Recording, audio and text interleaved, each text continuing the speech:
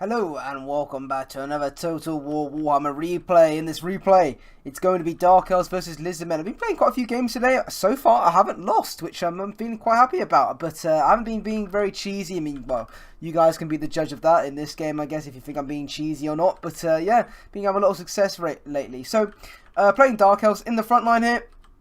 I've gone with Dread Spears. I love, just bringing Dread Spears in this blobby formation, because if my opponent basically goes with a heavy sort of, Kroxigor front line, these guys are actually going to be able to put in some decent work against Kroxigors, even against Saurus Warriors, they're actually going to put, like, a decent hurt on. But they're pretty generic, they're gonna hold the front line. Of course, I do have some Bleak Swords mixed in there, so basically, if they do go Saurus heavy, at least the Bleak Swords can get some damage, but they will most likely use to Saurus Warriors or Skinks. Skink cohorts. I think it's skink cohorts. No, Red Crested Skinks. Sorry, my mistake. But as for my sort of main way of doing this, I actually lost to Lizardmen versus Dark Elves a while ago, and my opponent used a very, very similar build to this, so I thought I'd give it a try out today. So basically, I've got 4 Cold One Knights and 1 Regiment of Renown Doomfire Warlocks, which is the Slanesh Harvesters. Now, basically, what you do is you basically put your front line, facing against their front line, and then you basically come with this huge cavalry squad and come around the side, basically, because, unless your opponent goes toe-to-toe with, like, a decent amount of, what's it called, Carnosaurs, or, Cold One, I can't remember, I think it's not Cold One Knights, but they have feral cold, well, not just, I think they're just called Cold Ones, but with spears.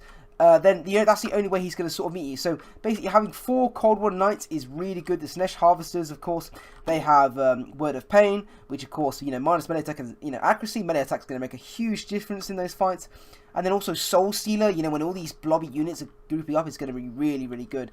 Lastly here, we do have Malekith. I don't have any range capabilities, and you'll understand why this is very, very risky. So I've taken Malekith here. Malekith is on his good old dragon here. I can't remember the name of the dragon. Fuck, I wish I did, because I like knowing the names of all the characters and the mounts. But of course, Malekith here, he's got quite a few nice abilities. He's got Supreme Spell Shield, which basically increases the proportion to number of enemies in range. Decrease in Power Reserves, basically good against spellcasters. He has the Circlet of Iron, which is really good for, 50% miscast chance, for any heroes or, lords around him.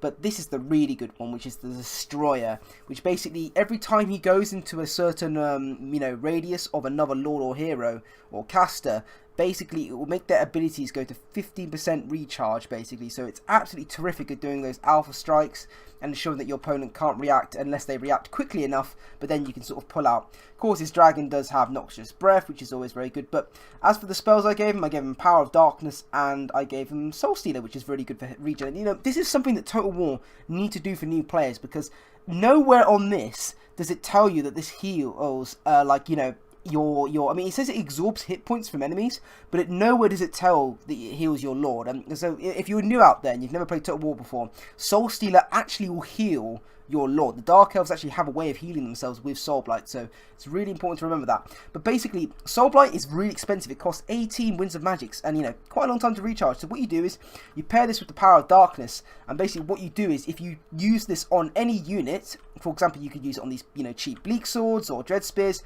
Basically, what that will do is it will increase your power recharge rate, and basically allow you to spam more Soul Blight. So it's using it on these cheap units is really good. I wouldn't recommend you use it on Cold One Knights or anything like that, because these units are really expensive. But it's a really good way to keep Malekith away. I mean, for some reason, I'm an idiot now. Don't try to ever snipe Malekith, okay? It just doesn't work, okay? Malekith, unless you're really prepared to take on Malekith, don't do it, because one Soul Blight, if you try and get around him and use Soul Blight, you're not going to win. But as for my opponent, you can see he's already shooting in here. He has got 2 Salamander Hunting Packs. I really did like this pick. I mean, I think in some matchups they're very sort of risky to pick, but actually in this matchup they're quite a nice little pick. I mean, they're going to be really good against my Cold One Knights, as you can clearly see over there. But these guys, they're basically anti-large. They've got anti-large missile attacks. They're aquatic and they're armor piercing, so really, really decent. He also, forgive that stupid mutt in the background. Quiet, wait, quiet. Oh bollocks. Okay, and we're back. Sorry about that. The basically we've got our own little alarm system in our house, which is basically our dogs. We have quite a few of them. But basically, yeah. So going back, he has an ancient salamander as well. Ancient salamander is very, very good. They were nerfed in the latest patch. For those of you that don't know, basically their missile, I believe it was their missile range and their speed as well, and then a bit of their mass as well. I think their mass actually got increased, so they're basically a bit easier to hit. I think it was a few of those, but basically it did get enough. It's still very, very powerful, but it is susceptible with missile, susceptible to missile damage, unlike it was before, simply because it's got shorter range now. So if you have any range capabilities, it can sort of fight that. Over here, we do have red-crested skinks for my opponent's front line. He's got red-crested skinks. He does have the regiment around the cohort of Sotek, which are basically, they've got this real nice ability called Refuse to Die, which means basically they will still take health damage, but they won't. None of the models will actually die. So basically, it's really good at keeping them fighting in, for 20 seconds. That's quite a long time in melee. So you can just send these guys in, and they'll just tank completely. More red-crested skinks. He does have some Saurus warriors with shields over here. Pretty generic. I mean, they're just anti-large shielded. They'll be very good against Cold War Knights and stuff like that. He does also have a skink chief over here. I believe, yeah, just a skink chief, no spellcaster, unfortunately. Yeah, I don't think my opponent did take a spellcaster. Oh, he does have the Legion of Chakra as well. The Legion of Chakra, obviously the Saurus with spears, basically a bit better stats, but of course they have the shielded Chakra. But that isn't really going to help my opponent at all here, simply because I don't have any range capabilities. But as for my opponent's main scary looking, unit here, he's got the Colossodon Hunters, which are the Ripodactyls with anti-large, so very, very good at taking out, any flying units. And he's got 10 and 1 here. 10 and 1, a very good, lord, basically, I believe, let's see what he's got. Flock of Doom. He's also got Curse of Anthrarama, which is basically, I'm surprised I got that well, which is melee, minus melee attack and speed. He also has Wild Form here, weapon damage and stuff like that, so a lot of nice buffs here. He's also immune to psychology, armor piercing, does poison damage, so very, very nice. But let's get right into this fight. So basically, as soon as I saw this little goon squad here, I thought, okay, because I faced this before. I was literally thinking to myself, what did I do? What did my opponent do when I had this sort of blob here? So what I did, I send, the Cold War Knights in. Surprisingly, my opponent decides to attack my Cold War Knights, and I thought, okay, this is going to be my opportunity here. So my opponent has Stand Your Ground on. He's used Arcane Conduit. I use Word of Pain here. I basically send Malekith in. A Soul Stealer goes down by the Sinesh Harvesters, I believe. Yep. And basically, it's going really nicely for me. We've got so many, really good anti-large units in this battle. My opponent's Spearmen are just getting absolutely molested. The Colossodon Hunters have just been ripped to shreds. Kind of ironic because they're Ripodactyls. We've got more Cold War Knights coming in here. 10 and 1 is taking huge amounts of damage. My opponent does have a little bit of a desperate effort here to get some red-crested skinks in here, but red-crested skinks, they're not designed to take out, they're armor piercing, but they've got no armor, and they're not going to be able to stay in, prolonged combat for an extreme amount of time. So really, really risky by my opponent. Of course, we have got Malekith in here. He has used Curse of Anthrarama on him, upgraded, so a bit of an increased area effective. So a lot of my units are weak, have weakened melee attack and speed, but basically, actually we've won this sort of engagement here. We scared off a lot of his salamander hunting packs, and the red-crested skinks are in here. We have got the bleak swords in here now, and basically what I was trying to do now is we do have some bleak swords over here fighting against some red-crested skinks and 10 and 1, but 10 and 1 shouldn't be fighting. I mean, he's on very, very low health. But we have got some dread spears over here chasing some salamander hunting packs. I believe he might have had them on autopilot here, but for some reason I do believe he decides to send them into melee here, which is kind of retarded in my opinion. Shouldn't really send them in. But we do get into the back line with the Cold War Knights. We sort of circle around here, bring the Cold War Knights around this flank, and we do get a nice catch on the Elation Salamander. Malekith absolutely tanking here like a boss. A Flock of Doom does go down here. Yep, my opponent does send in the Salamander Hunting Pack into this bit of a blob here. And basically, yeah, I mean, it's going really nicely. The Ancient Salamander does charge in for some reason, but I think this was like a large effort to sort of get some damage on my lord. But the thing is, Malekith, he's such a boss. Don't ever try and take out Malekith with a blob, because Malekith with Soul Steel will just basically tank for days. The only way, in my opinion, the only way you're going to get Malekith is just by basically waiting him out to last. He's just so tanky. all that heals he can do as well on himself, it's just incredible. So, as I said, I've got some Cold War Knights just sitting here. I think at this point, I think this game was just sort of going so, like, you know, relaxed for me. I knew I'd won that sort of big blobby engagement, which was good. 10-1, about to rout here. And lastly, my opponent did leave. But, don't worry, guys. I've got another idea. Oh, nobody was expecting this. A second game. Oh, nah. Just that game, the last game was just so quick that I thought, you know what? Let's throw in another one just for the lils. Okay, so this one we're playing Beastmen versus Lizardmen. So yeah, playing Lizardmen again, surprisingly, which is always good. But you know, this matchup, in my opinion, has always been really hard for Beastmen, so I wanted to throw a bit more of a harder matchup and show, you know, what I sort of pick. So, Beastmen versus Lizardmen. So in the front line here, we've got Bestigal Herds. Bestigal Herds are basically piercing, they're armoured. They're basically going to beat most of the, you know, the Lizardmen infantry, pretty much all of it. Temple Guard, of course, are going to put in a dent and probably will win, but Bestigal Herd are going to trade very efficiently against Temple Guard, you know, because Temple Guard costs like 300 more or something. I mean, actually, I don't know, that might be wrong actually. But Temple Guard, either way, aren't really designed to fight Bestigal Herds. So, you know, if he goes hard with Temple Guard, that's always good. I've got a Cygor here, just a normal one, not the regiment around. Cygors, of course, did get a buff in this update. They have got, I think they've got some more health. I believe some more melee defense, maybe. I can't quite remember. Or maybe it was their melee. I think actually it might have been their weapon strength and melee attack. I can't quite remember, but it was one of those two or something like that. But basically, yeah, so we'll bring one of those guys. They're pretty cool looking. I really do like them.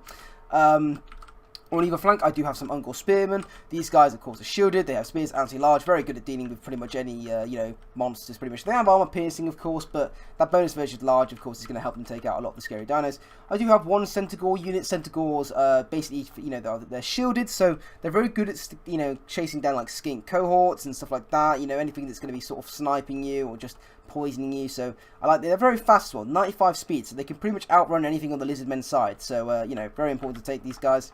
And in the back line here, sort of my main meat of the army, we do have two Minotaurs with great weapons. Minotaurs with great weapons, of course, armor piercing, anti-large, no forest penalty, which doesn't really make a fucking difference in this map. But these guys, they're pretty much designed to kill anything. I mean, look at that. Look at the axe there. Look how cool that is. I mean, that is, you know, designed to chop off big dinosaurs' legs and the arms and stuff like that. So I've got two of them. Do have some Ungor Raiders. And just in case I got, you know, my opponent went like Ripperdactyls or anything like that, you know, I do have some Ungor Raiders, which is very good. As for my Lord, I do have Malgord the Dark Omen. He's got his nice big staff here and his little axe. Basically, I gave him Vile Tide, I guess that is, and I gave him Mantle of Gorok, which basically is plus melee attack, armor piercing, and weapon damage, but of course removes armor. But, you know, but pretty much it doesn't really make a massive difference to Beastmen, because Beastmen don't really have much armor. Of course, Bestigal Herds do, and Minotaurs with great weapons, but, you know, they're only 30 armor, so it doesn't make a huge difference. As for my opponent, though, he's got Saurus Warriors in the front line. I believe he's got 5 Saurus Warriors. He does have some Cold One Spear Riders, of course. He's got 2 of them. He does have, this guy did take 10-1 as well. So, you know, obviously 10-1 is quite good right now. His little, you know, thing, I don't know what you call it, stone tablet there. He's got, you know, he's preaching to everybody around here. He has, I believe this guy's taking the exact same. He's got Wild Form, he's got Flock of Doom, and he's taking Curse of Ampa-Rama. So I don't think this was the same guy I was facing, but yeah, so he's got pretty much very similar stuff to my opponent. He does have some Croxicals here, armor piercing and armored. They actually are going to put in a decent dent against Bestigal Herd, so you know, interesting. But that's my opponent's very sort of niche picky. He took 2 Basilodons with Ark of Sotek. So basically, for those of you that don't know, these are one of the new units added in the Prophet and the Warlock. Basically, they just have some poison. Well, they basically have poison missiles, but basically they've got this ability called Ark of Sotek, which is basically where snakes come out of the ground and sort of attack nearby units. But it's kind of weird, but I guess, I mean, like, they did get a buff. They actually did get a buff in the recent patch, so just to see how he does with them. So let's get right to this gameplay. So my opponent, he does have his big blob coming around here. Basically, I was actually really hoping that he was going to fight, you know, try and send this entire blob to kill my Centaurs, because for those of you that, you know, are new to Total War, if you can get like a big unit like this that costs like over 2,000 to chase a 750 unit, you're taking away your opponent's resources from the match.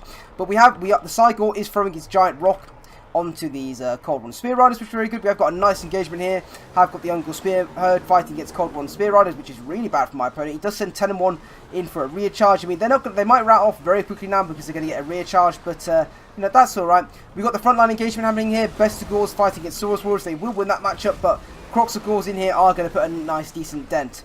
We have got the Minotaurs coming in here. I did use Mantle of Gorok on one of these great Minotaurs with great weapons, but unfortunately my opponent did pull back. Very smart with his Cold One Spear Riders, so I decided to send them in here onto the Croxagors here because I thought, well, there's nothing else to attack, so let's send them onto the Croxagors and get them down. We have got Malagor the Dark Omen just sort of, you know, chilling and using a couple of spells. We are winning in the front line, which is very good. We have got some Besticle Herds winning here. It's a bit very even though. We did get around the side here. We do have the Cygors coming round. It's not the Cygors, the Centaurs coming round, but he does have one Cold One Spear Riders chasing them down. He is looking for an opportunity right now to get into my backline. He does get attacked some Ungol Raiders, but of course the Minotaurs are nearby. He does have one Saurus Warriors though coming through with their shields, which is kind of scary. But as I say, the Minotaurs are here. They're coming in with their giant horns and axes and are getting some nice damage onto these Cold One Spear Riders. So, you know, Minotaurs got decent mass. These, you know, compared to the Gore Ball. Don't ever take a Gore Ball. Well, you can take a Gore Ball. They are actually pretty decent now. But if you ever that are veterans, you'll know how retarded that guy's mass was. But we do route off one Cold One Spear Riders here, which is very, very nice. He does get his Cold One Spear Rider, one Cold One Spear Riders into my Cygor with 10 and 1. But he does use a Flock of Doom here as well. But I have got my Minotaurs charging in here onto 10 and 1 and these Cold One Spear Riders, and they're not going to really, you know, tank it. We have got the, Centaurs sort of chilling around here. I was trying to cut them out because they were fighting against Cold One Spear Riders, which is not very good.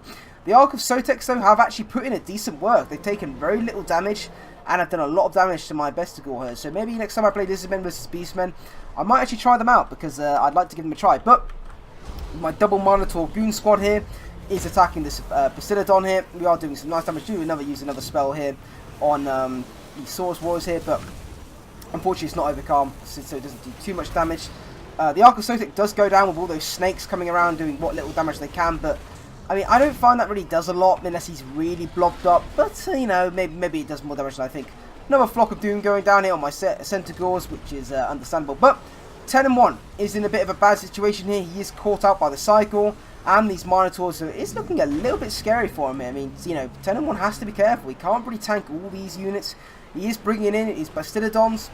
His Bastiladons and Croxagors are actually winning over here, though. He is taking out one Besticle Herd here and another one, which is good for my opponent. Balance power is in my favour, though. My Centaurs are dispatching some Cold One Riders, which is very, very nice. Just get another nice charge in here, and they are fighting. I've got my Ungol Raiders shooting in.